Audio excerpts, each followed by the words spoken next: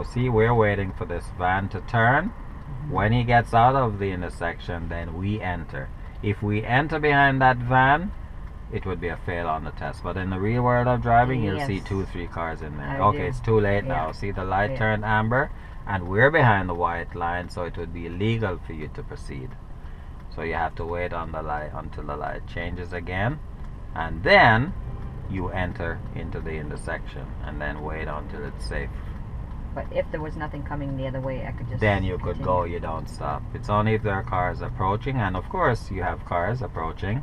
Yes. So when the lights turn green, they'll be coming through, and when it's safe, then you go. But of course you'll be in the intersection waiting. You won't wait behind the white line.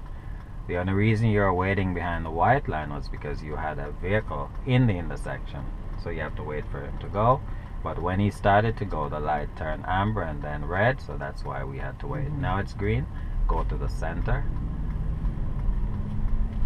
and stop right there. Complete stop. That person has to get out of the crosswalk before you go.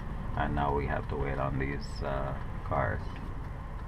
Now before you start turning, look to your left. Make sure there are no pedestrians about to cross from left to right or right to left.